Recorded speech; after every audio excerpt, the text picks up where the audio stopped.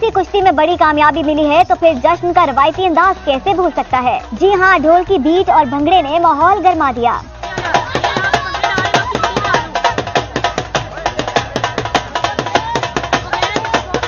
Gold medallist Mohammad इनाम ने शानदार जीत का सेहरा वालिदैन और असातिज़ा के सर सजाते हुए हुकूमत से अदम तवज्जुही का शिकवा भी किया। जाने से पहले 3 माह पहले मैंने हुकूमत पाकिस्तान से मुतालबा किया था कि मुझे पर्सनल ट्रेनिंग के लिए 10 लाख रुपया दिया जाए और अगर मैं मेडल नहीं लाऊंगा तो मैं 10 की जगह 20 लाख रुपया वापस कर दूंगा।